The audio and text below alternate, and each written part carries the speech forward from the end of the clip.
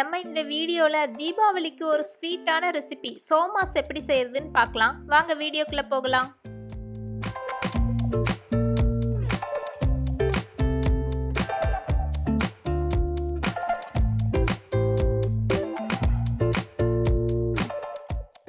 ஒரு பவுல் எடுத்துக்கோங்க. அதில் 200 ml கிளாஸ்ல 1 கிளாஸ் அளவு மைதா எடுத்துக்கோங்க. அதே கிளாஸ்ல 1/4 கிளாஸ் அளவு ரவை எடுத்துக்கோங்க. டேஸ்ட்டுக்கு ஏற்ற மாதிரி கொஞ்சமாக உப்பு சேர்த்துக்கோங்க. இப்போ இது எல்லாத்தையும் சேர்த்து நல்லா மிக்ஸ் பண்ணிக்கோங்க.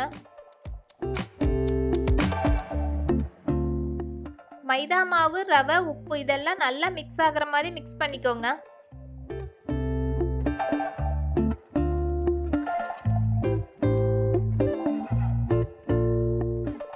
மூணு ஸ்பூன் அளவு நெய் சேர்த்து நல்லா கலந்துக்கோங்க.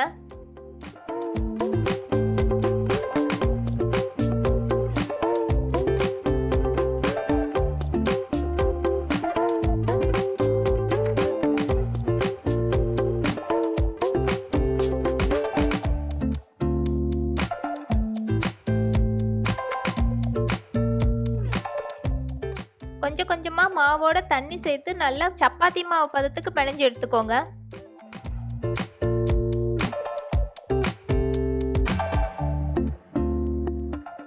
மாவுல ஃபர்ஸ்டே அதிகமா தண்ணி சேர்த்துறாதீங்க. கொஞ்சம் கொஞ்சமா தண்ணி சேர்த்து நல்லா மிக்ஸ் பண்ணி எடுத்துக்கோங்க.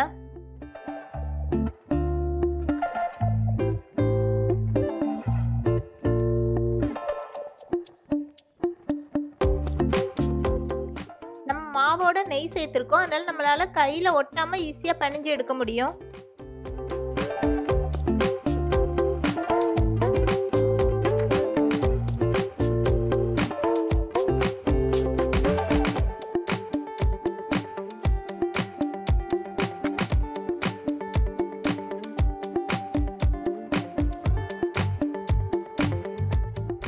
இப்போ இந்த மாவை நல்லா மிக்ஸ் பண்ணி 45 மினிட்ஸ் அப்படியே வச்சிருங்க.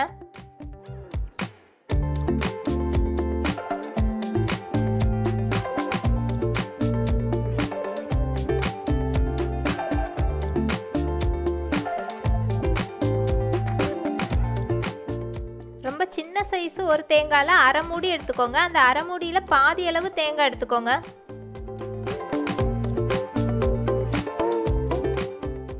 தேங்காய்க்கு மேலே இருக்க ஸ்கின்னை ரிமூவ் பண்ணிக்கோங்க. ரிமூவ் பண்ணிவிட்டு சின்ன பீஸாக கட் பண்ணி தண்ணி சேர்க்காம நல்லா அரைச்சி எடுத்துக்கோங்க.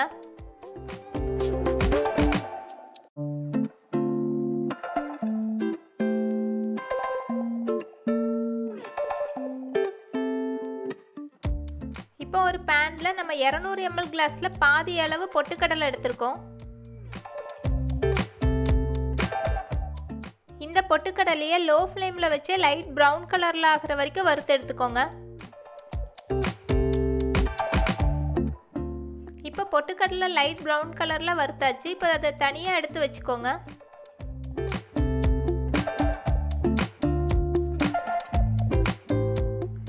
பேனில் 1 ஸ்பூன் அளவு நெய் எடுத்துக்கோங்க. நெய் சூடானோன்னா நம்ம அரைச்சி வச்சிருக்க தேங்காவை சேர்த்துக்கலாம்.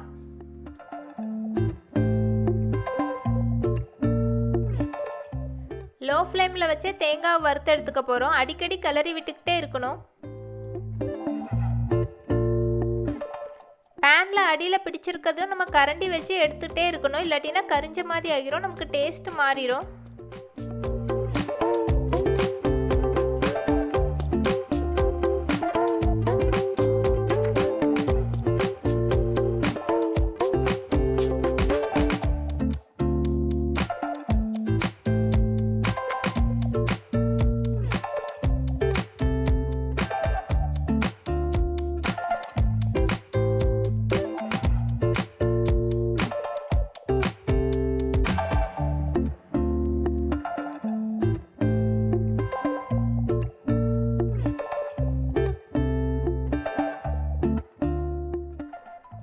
இப்போ தேங்காவோட கலர் கொஞ்சம் மாறி இருக்கு, ஆனால் கொஞ்சம் சாஃப்டாக தான் இருக்குது. நல்லா மொறுமொறுன்னு ஆகிற வரைக்கும் வறுத்து எடுத்துக்கோங்க.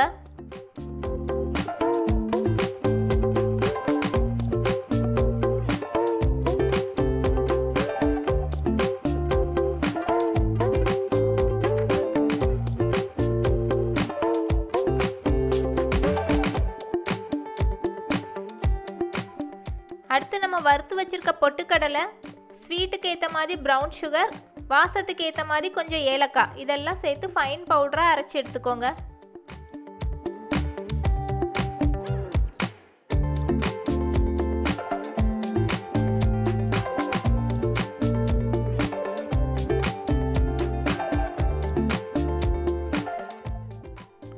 நம்ம அரைச்சி வச்சிருந்த பொட்டுக்கடலை மாவை நம்ம தேங்காவோட சேர்த்து நல்லா மிக்ஸ் பண்ணிக்கணும். இப்போ நம்ம சோமாஸ்குரிய பூரணம் சூப்பராக ரெடி ஆயிடுச்சு.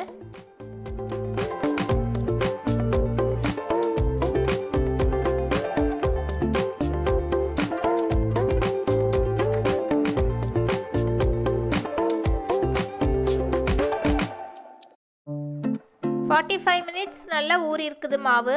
நம்ம 45 மினிட்ஸில் சோமாஸ்குரிய பூரணமும் ரெடி பண்ணிட்டோம்.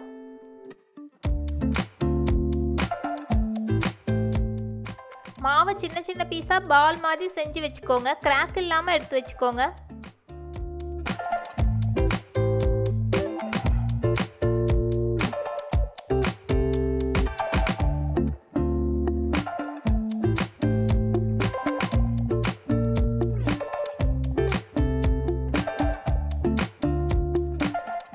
சப்பாத்தி கட்டையில் கொஞ்சமாக மாவு சேர்த்துக்கோங்க. அப்போ தான் மாவு சப்பாத்தி கட்டையில் ஒட்டாமல் வரும்.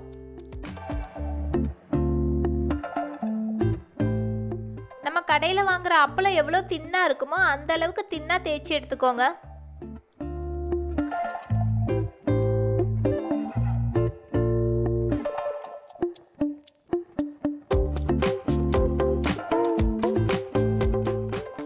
நம்ம இந்த மாவை மெல்லிசாக தேய்ச்சி எடுக்கும் போது சாப்பிட்றதுக்கு ரொம்ப க்ரன்ச்சியாகவும் டேஸ்ட்டாகவும் இருக்கும்.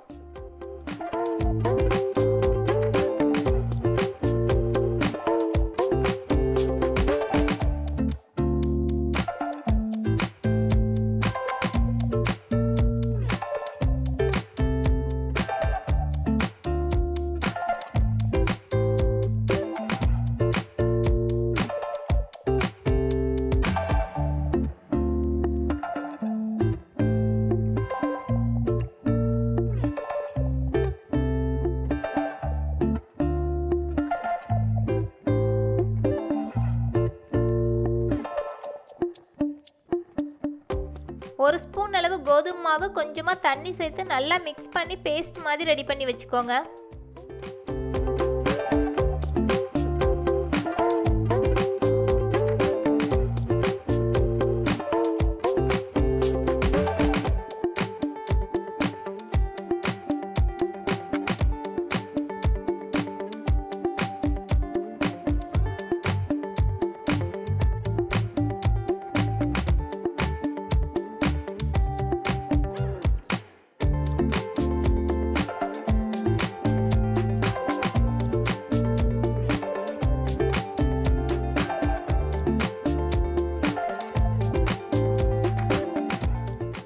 தேய்ச்சி வச்சிருந்த மாவுல ஒரு ஸ்பூன் அளவு பூரணம் வச்சுக்கோங்க.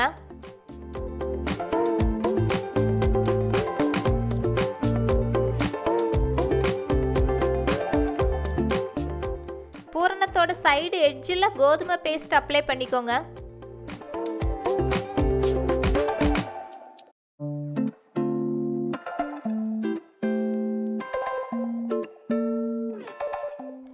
இப்போ க்ளோஸ் பண்ணி நல்லா ப்ரெஸ் பண்ணிக்கோங்க.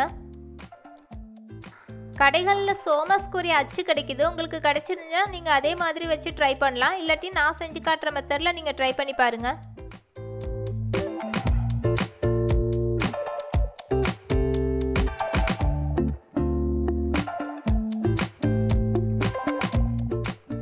சோமாஸோட டிசைனுக்காக ஒரு ஃபோர்க் எடுத்து அது போல் நம்ம டிசைன் செஞ்சுக்கலாம்.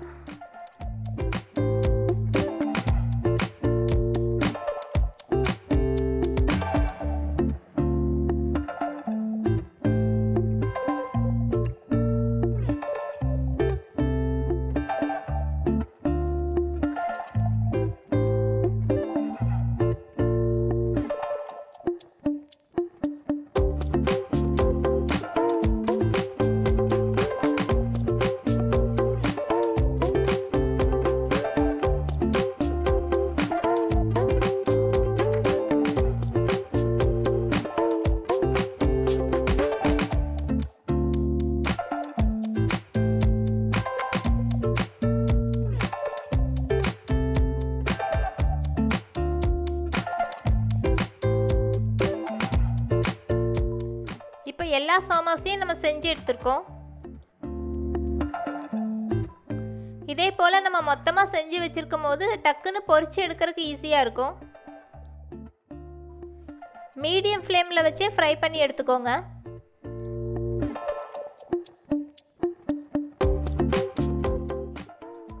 சோமாஸ்குள்ளே இருக்கிற பூரணம் ஆல்ரெடி குக் ஆனது. நம்ம மேலே இருக்க ஸ்கின் மட்டும் தான் குக் ஆகணும். மீடியம் ஃப்ளேமில் வச்சே 2 பக்கம் கிளறி விட்டுக்கிட்டே இருங்க.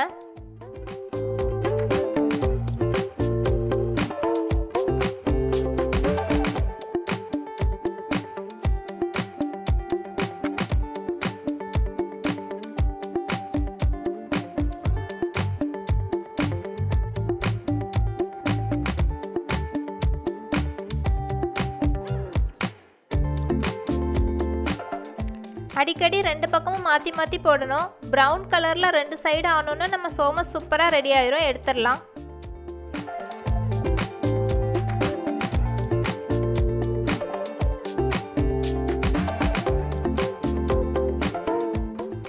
இப்போ சோமஸோட 2 பக்கமும் ப்ரௌன் கலரில் ஆயிடுச்சு. ஆயிலோட பபிள்ஸும் அடங்கிருச்சு. இந்த டைமில் நம்ம எடுத்துடலாம்.